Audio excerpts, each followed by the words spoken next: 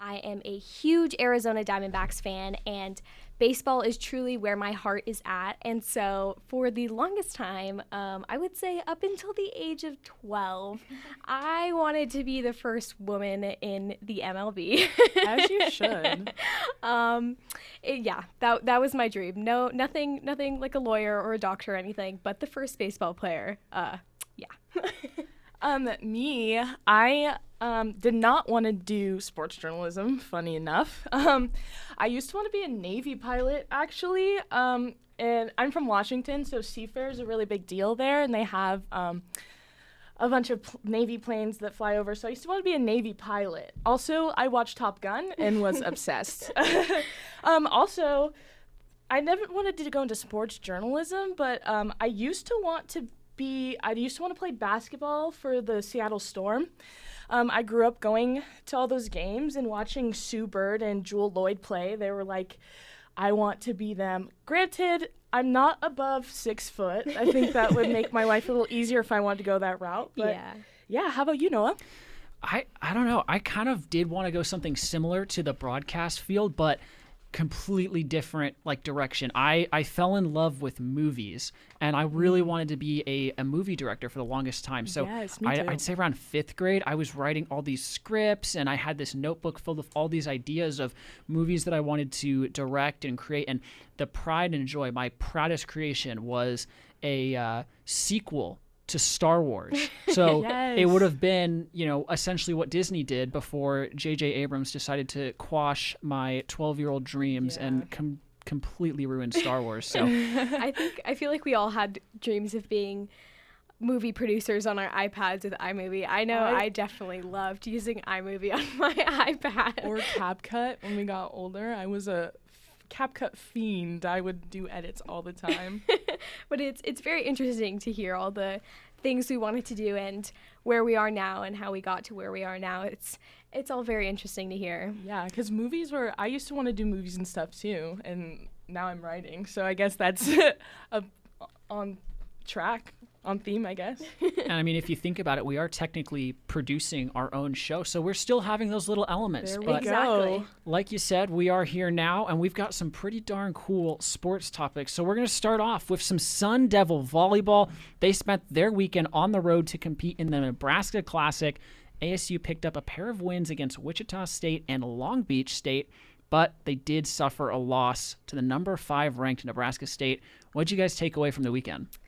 Even though it is, and you'll see this theme later on in our show, even though it is a loss, if you know anything about volleyball, and particularly women's volleyball, Nebraska is where it's at and where it's been at for a while. And Long so time. this is still, something to be proud of. And I think that ASU volleyball has come a far way. If you know anything about their season last year, they were, I believe, undefeated or close to being undefeated. I don't know. They had a new coach, and so ASU volleyball for women has completely been shaped, and I think that this kind of shows it a bit. Yeah, like Ella said, if you know anything about collegiate volleyball, Nebraska is where it's at. They are a force to be reckoned with. They are number 1 in producing All-American athletes for volleyball, and they've had 5 national championships in their tenure, which has been only since the 70s. So Nebraska, yes, it's a loss, but I don't find this Sun Devil loss to be that devastating, especially if you look at their record from the weekend. If anything, it's a learning experience. For sure. You come away from your first ranked opponent with, a loss. They fall to 8-1 on the season.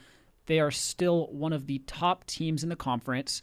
You're looking at a learning experience for the new players. One thing that was interesting that I got to find out about the Sun Devil team is that they had 3 key seniors graduate from the team last year, and now they're in the process of rebuilding. But the rebuild has not started from the ground up. They started from that point where they left off last year, and you can see the momentum is going. And so just a couple of notable stats from this weekend. They had senior outside hitter Gally Sear reached double figures in kills for the 4th time this season with a team high of 14. And at the libero position, we had graduate Mary Scholl lead the team in digs with a total of 16, which extended her streak of matches in a row to double digits. That's 10, dating back all the way to last season. That is a impressive stat. Yeah, for sure. Now, we also want to touch a little bit on that Long Beach State game. It was a pretty well-rounded match for the graduate setter. That's going to be Argentina Ong, who had 26 assists, 8 digs, 6 kills, 4 blocks, which was a new season high, as well as 1 ace. So they'll take a few days off before hosting the Webb Burbage Classic. That'll be gameplay beginning on Friday with an ASU and Prairie A&M matchup at 11 a.m. down at the Desert Financial Arena in Tempe. You guys going to be checking out any volleyball games this weekend? I mean, I don't know if I have time this weekend, but I definitely will. I definitely want to make a point to go to an ASU volleyball game because I definitely think that even though they are in the process, as you said, of sort of rebuilding a bit after losing some of their seniors, I definitely think that they're a team to watch, and they have been on everybody's radar for a while, and they continue to be. So I feel like that proves as a fact that you should go and watch some ASU volleyball. Yeah, for sure. And I'm not sure if I'll make it this weekend either, but it is definitely something to get around to, especially them starting off the season so strong. What was it, 8-1? That was their first loss against Nebraska, which I would say is a pretty big accomplishment. Yes. Now, we did have a soccer game this last week. It was pretty high stakes, pretty high competition. Who we thinking for as far as the ASU BYU soccer matchup? So ASU, again, kind of the common theme as we had with the volleyball team, they did drop a loss to BYU. However, it was only like their first. ASU has only ever won one game in team history versus BYU, and it was the first, this is where I was going, the first Big 12 loss this year, and it was their first matchup, so it was like a good thing to see with this new conference.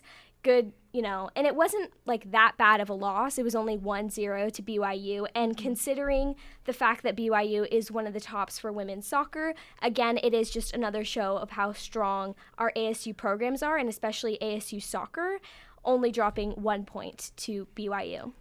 Yeah, for sure, and such a powerhouse for women's soccer as well.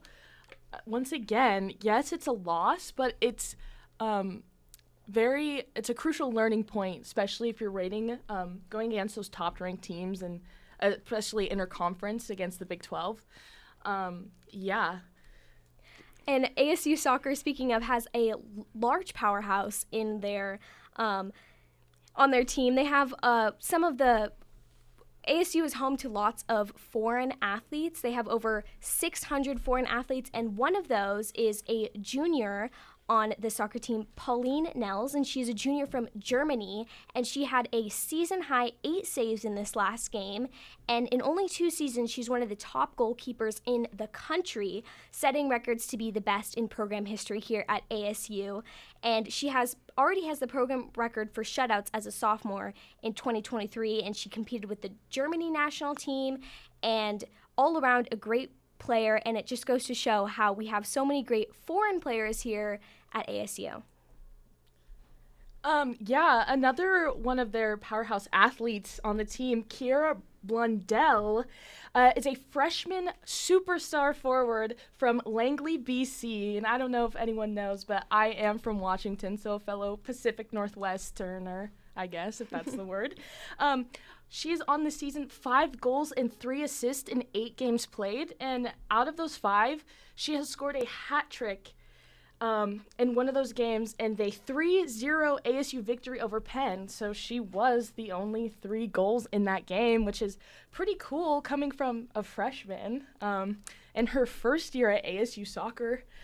Yeah, just amazing accomplishments on that. And another thing is like ASU soccer, they've outscored opponents all season 19-5.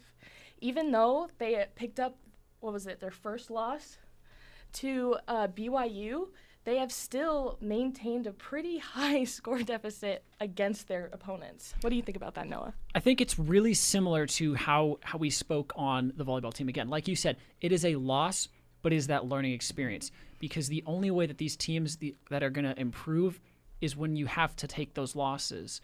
And I think it's really important that in a game where you were facing such a tough, well-rounded opponent, such as BYU, they showed a lot of strength. If you watch that game back, which I had the opportunity to check out the highlights, again, you had Nellis making all these saves. Obviously, yes, you don't want to have an 8-save game because, yes, there was a lot of shots on goal. But there were opportunities in that game where the Sun Devils had the chance to score, couldn't quite find the back of the net. But again, when you see that they were in enemy territory, BYU brought a phenomenal crowd out there. They've been one of the best teams in the conference for a number of years. It's going to be a tough game, and the fact that they kept their composure, had a 1-0 score, goes to show a lot for the outlook for this relatively young roster. Yeah, for sure. And just hammering down Pauline Nels with 8 games and only 5 goals allowed, with that being against teams like LSU and BYU. And 4 shutouts. Looking at these stats, they're just really cool to look at for me. I don't know about anyone else. Yeah, definitely. I mean, like we've been talking about, the common themes. I mean, although these are both losses that we're talking about, it is the team's first loss, and they are losses to big teams. And now, as we're seeing, conference teams in the new Big 12 conference. Yeah. And so ASU so far on the season for soccer, 5 wins, 2 ties, and that 1 loss to BYU. And meanwhile, BYU is 3-3-2 on this season. And so far it seems like ASU soccer is shaping up pretty good to their opponents. For sure. This is definitely a team you're going to want to follow and figure out how they can develop everything through the rest of the course of the season. Definitely. And another team that is shaping up their season is going to be the men's tennis team. They've been on the road. They've been all over. But a few weeks back, the Intercollegiate Tennis Association released their top list of ranked singles, doubles, and newcomer rankings for the upcoming season. And among them was Senior Devil, Matthias Bonda, who came 21st overall in the rankings. The young man from France is set to compete under the ASU colors for the first time. He signed with the team back in May. Some of his previous collegiate experiences comes from Virginia Commonwealth University, where he racked up a 21-12 singles record. That's pretty stout, but if that wasn't enough for you guys, he finished the season with a 6-3 record against all ranked opponents. It's definitely another example of the great, community we have of foreign athletes here at ASU. I mean, over 600, that's a great percentage of athletes here, and Bondas is a great example of that. I wanted to make sure I was saying that somewhat right. Is a great example of that, and I mean, those are stunning statistics there that he has so far, and he hasn't even started here yet at ASU. For sure. I'm personally trying to get more into tennis. But yeah, just like you said, we have here at ASU, there is a ton of foreign athletes that have gone on and do great things. Like I think we're going to touch on a little bit later. Leon Marchand, who just competed at the Olympics and broke like a bunch of records under coming another ASU alum. So, yeah, can't wait to see what happens over there. And I think our theme that we didn't mean to make a theme of foreign athletes kind of shows. Literally Canada, Germany, kind of shows how much of a great community we have of them here at ASU. Yeah, I think the biggest thing that intrigues me as far as what this means for ASU as a whole is it means that this school has become a place that top-tier athletes are looking at as an option. And I don't think that was something that, a lot of people would have said it just a few years back. Oh, for sure. Among, being one of the most innovative schools, academically speaking, ASU has now advanced to one of the top, athletic programs. And now we're seeing ASU football has begun to rise. We've seen the soccer team climb the ranks. Basketball's made some major announcements that we'll touch on later in the show, and it's really cool to see, especially as freshmen. We're getting to watch this rise, and I can't wait to see where the school is within the next 4 years. But we have some more topics to touch on, and you mentioned it there, some super cool swimmers. Yes, our high school prospect for this week is is a swimmer. A little bit of change from football. I know football is a big topic of conversation right now, but currently in high school season, swim and dive is taking place, and the top 3 boys in the state actually all come from the same high school, Chaparral High School in Scottsdale, Arizona, and those 3 boys are Seth Crow, Ethan Renecki, and Caden Uprandy, and number 1, Seth Crow, the class of 2025, is actually committed to ASU for swim and dive. And I just thought that was interesting because our swim and dive team won the 2024 NCAA Division Championships. So it's great to have some hometown representation in Seth Crow. And his last championship that he competed in was the Cross-White Invitational in Chandler, where he placed first in the 100 free and 50 free. And he placed first in those same events in the AIA D1 State Championships last year. So it's great to see that we're continuing the tradition of having a great swim team here at ASU, and it's nice to see that somebody from our home is coming out to be a Devil. And I think swim is one of those sports that kind of gets, kicked under the rug unfairly. Yeah. But there is so much talent that goes and hard work that goes into swim. We had back in my high school a junior who committed to UCLA as a sophomore. She committed, and I was lucky enough to get to do some broadcast coverage of the swim team the last year and getting to see the amount of hard work that she puts in. She's not only on the high school team, she did club for a local community college. She was out, top of the class academically speaking. And so one thing to look at with these swimmers in particular is there's a lot that goes into the sport of swimming. You have to have a lot of mental fortitude, but you also have to be incredibly physically talented. One thing that I found out was you want to be tall as a swimmer. I guess the tallest swimmers, which I don't know, I guess would have always thought you would want to be kind of a smaller build to be a good swimmer. No, completely wrong. You want to be tall. You want to have really, really powerful strokes. And again, so it's an incredibly physically demanding sport. It's mentally demanding. You're up against a clock, which as a runner can be one of the most grueling things when it is you versus a clock. Yeah. Definitely. And it's also a full body sport. I mean, all sports are taxing on the body, but I feel like swim especially, it requires every single part of you, and every single part of you is in the water at all times, exercising hard. Yeah. And just to add on to that, like you were talking about high school, they don't get enough credit, I feel. At my high school, back home specifically, our football team was not great. Basketball, not great. But you know what we were good at? Swimming. We won state 2 years in a row in state swimming, and women's swimming as well. So it's just it's underrated, I feel. It could definitely, they need to get their flowers is what I'm trying to say. Speaking of some attention that could be, I know I spoke a few minutes ago about the fact that ASU won the NCAA championships last year, but they also had Olympic representation in this past Paris Olympics, and Leon Marchand broke an NCAA record in the team's victory in that 2024 national championship victory, and he was an Olympic champion in Paris. I don't know how many Olympic champions come from ASU, but literally, that's pretty amazing to have some swim and dive representation in Paris. And just athletic representation in general. I remember I was sitting there watching swim and dive for the Olympics, and here comes Leon Marchand. He was an ASU alum. I'm gonna go there. That's awesome. We have ASU has athletes coming out of it that are going off and doing huge things in other areas than just football or basketball. There's so much more to Sun Devil athletics that I think it's just coming. Swimmers, we touched on runners and everything, so yeah. Definitely. And swimming is definitely a great example of that, and we have Arizona representation in an Arizona college. And speaking of ASU, more ASU news, basketball. Huge news broke today, and it was announced that ASU's head coach, Natasha Adair, announced the return of a classic rivalry game between ASU and the Oregon State Beavers.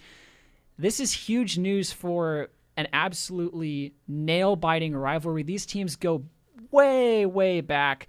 And the only time that they have not played each other since the 1985 season was back in COVID-19. There is just huge historical significance between this game. I mean, if you look, flashback to, their last 6 games, 3 of those came in within just 5 points. 5 points in basketball, that is no joke. Yeah. That means 5 points in basketball means everything. Yes. And that's so exciting. I think with this whole conference change, a lot of people were worried about losing those traditions. And obviously, with the conference change, there's going to be change within the program itself and the faces you see. And so it's great to hear that traditions like this are going to remain in some sports. Yeah, and growing up a UW fan, a loyal Pac-12 fan, these Pac-12 rivalries run deep within a bunch of families on the West Coast, everywhere else, Noah included, it looks like. And I like these rivalries mean everything. Like, coming from Washington, the Apple Cup is a big deal in our household. Those UW versus University of Oregon. Now this ASU Oregon State rivalry is bringing back, even though the ASU is not in the Pac-12 anymore. So I think that is pretty cool that we are keeping those traditions and rivalries alive without the Pac-12 being as it was with the realignment.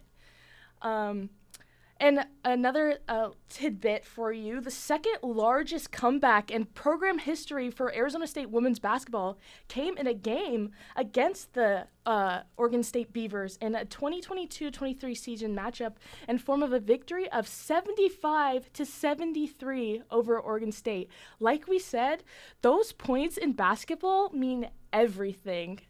That 2-pointer or a 3-pointer that you miss can come down to a tiebreaker later on. So, yeah, what are we thinking about that? Well, I think the thing that excites me the most for this is we're going to, like you said, see a little bit of that classic rivalry. And, there was a lot of press, a lot of news about, the Pac-12 rising from the ashes, but it's just not quite the same as it was. And I heard a really good take on it was that, yes, while it is cool that the Pac-12's name, that name is still going to resound, it's still going to remain, but the history behind what the Pac-12 meant necessarily isn't going to carry the same weight. Yeah. But, I mean, when you just look at everything as a whole, it is great that 2 teams with such a storied history are going to go back and forth. And, I want to hear your guys' takes because this is something that could potentially lead to more of these styled rivalry games between, former Pac-12 opponents.